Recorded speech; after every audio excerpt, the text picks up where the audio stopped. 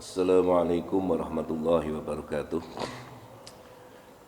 Pemirsa Al-Baqiyah TV yang dirahmati oleh Allah, alhamdulillah kita masih diberi sehat walafiat. Malam hari ini kita akan mengkaji kitab Minhajul Abidin, salah satu kitab karya Al-Imam Abi Hamid Muhammad bin Muhammad Al-Ghazali rahimahullah ta'ala. Pada malam hari ini kita sampai di bab aqobatul awal wahya aqobatul ilmi, menerangkan tentang sisik melik ilmu menurut kajian beliau Imam Ghazali radhiyallahu anhu. Baiklah, mari kita mulai. Bismillahirrahmanirrahim. Alhamdulillahirabbil alamin wal aqibatu lil muttaqin wala udwana illa 'alal zalimin. Wassalatu wassalamu ala asrafil anbiya'i wal mursalin sayyidina wa nabiyina wa maulana Muhammadin wa ala alihi wa sahbihi ajma'in. Qalu subhanaka la ilma lana illa ma 'allamtana innaka antal alimul hakim. Rabbi shrah li sadri wa yassir li amri wahlul 'uqdatam min lisani yafqahu qawli, amma ba'd. Qala al-musannifu rahimahullah ta'ala wa nafa'ana bi wa bi ulumi fid darain amin. Bismillahirrahmanirrahim. Al-aqobatul ula wa ya aqobatul ilm. Fa aqulu wa billahi taufiq ya talibal khalas wal ibadah alaika awalan waffaqakallahu bila ilmi fa innahul qutbu wa alaihil madar. Fa aqulu mongko ngucap sapa ingsun wa billahi lan iku kelawan Allah at-taufiq utawi taufik.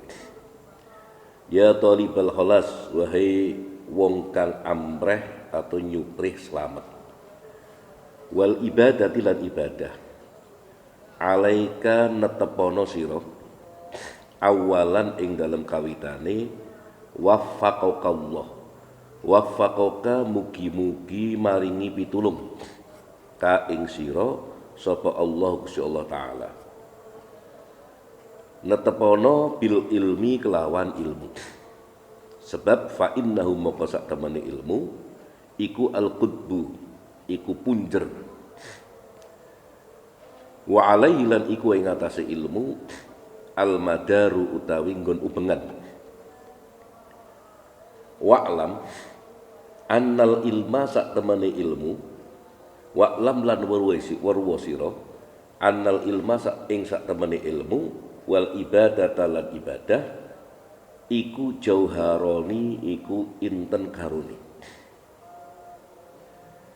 Li'adlihima, sebab li'adlihima krono arai ilmu lan ibadah atau jauharoni, karena tinemu apa kulluma sekabehane perkara taro kang ningali sapa sira wa tasma'u lan mireng sapa sira antasnifin min tasnifin nyatane saking pira-pira, min tasnifin nyatane saking karangan, min tasnifil musannifin nyatane saking karangan piro-piro pekarang, maksudnya karangan kitab, wa ta'limil muallimin lan mulange piro-piro wong kang mulang, wa wa'dil wa'idin lan pituture piro-piro ulama sing tukang mituturi,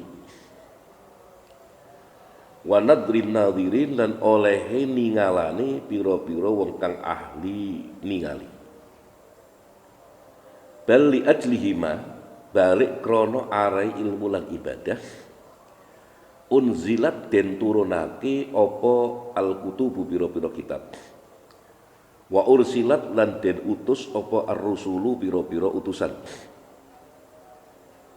Bal li ajlihima, balik krono arai ilmu lan ibadah pula khuliqat dan dadekake apa as-samawati pira-pira langit wal ardu lan bumi wa malan perkara fihinna kang tetep ing dalem langit lan bumi, bayane minal khalqi nyatane saking makhluk.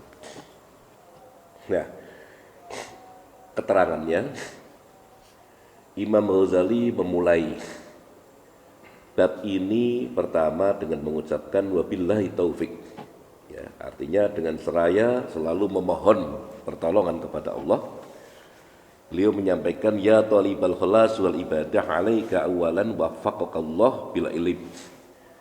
Hei orang-orang yang mencari jalan keselamatan juga jalan ibadah. Pertama yang harus kau tempuh kalau kamu pengen selamat dunia akhirat, kalau pengen ibadah dengan baik, awalan ya bil ilmi, yaitu harus mempelajari ilmu.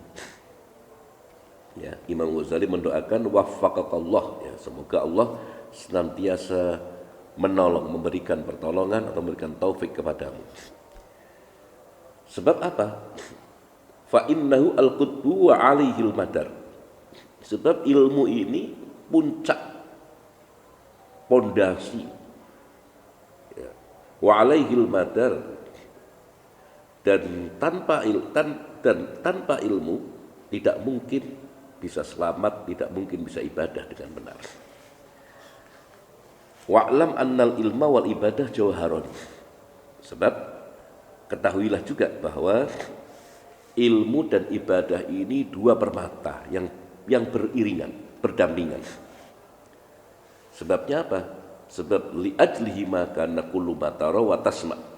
Sebab karena ilmu dan ibadah pula, ya, karena ilmu dan ibadah, semua yang engkau lihat dan engkau dengar, min tasnifil musannifin wa ta'limil muallimin wa wa'dil wa'idin wa nadrin nadirin. Apa yang engkau lihat, apa yang engkau dengar dari berbagai karya kitab yang disusun oleh para ulama, kemudian pelajaran yang disampaikan oleh para guru agama, juga pitutur atau petuah, ya, atau mau'idhah yang disampaikan oleh para mubaligh, para dai atau al-wa'idin, wa nadrin nadirin, dan pandangan orang-orang yang mempunyai wawasan tentang ilmu agama, itu semua ya karena ibadah dan ilmu. Ya, kita ambil contoh, berjilid-jilid kitab bahas soal tafsir Al-Quran, ribuan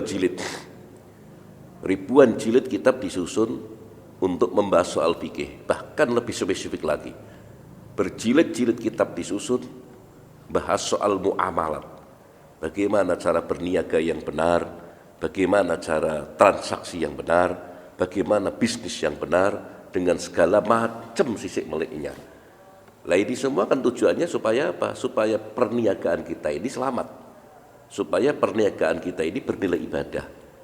Nah makanya semua ada ilmunya. Kadang-kadang mirip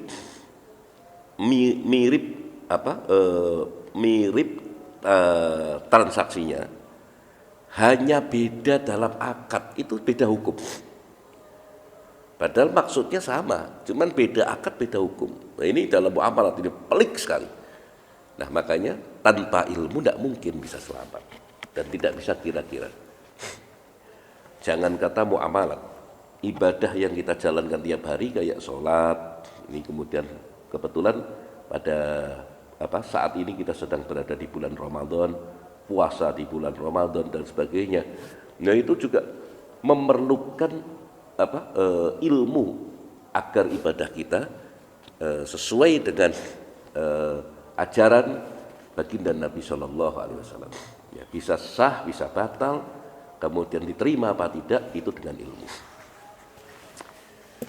Ya, contoh ini yang sedang ramai soal imsak.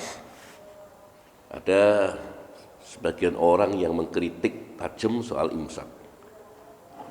Dia berpendapat, dia berpandangan bahwa puasa itu dimulai dari azan subuh. Bahkan ada lagi ketika sedang azan subuh, Anda kebetulan masih sahur, masih makan sahur, lanjutkan sampai habis. Ada yang berpandangan seperti itu. Nah inilah ya. Ya kita hargai itu pandangan mereka, pendapat mereka, tapi bagi kami, bagi kita pengikut madhab Syafi'i, pengikut Ahlus Sunnah wal Jamaah, jelas menolak itu. Ya, jadi imsak itu sebagai wujud kehati-hatian. Biasanya selisih imsak dengan adzan subuh ini selisihnya sekitar 10 menit atau 8 menit. 4 menit pertama dari mulai imsak sampai 4 menit pertama ini perkiraan di antara itu fajar muncul. 4 menit terakhir ini untuk memantapkan waktu subuh sudah masuk. Jadi untuk memantapkan kemudian dikasih jeda sekitar 4 menit kemudian adzan subuh.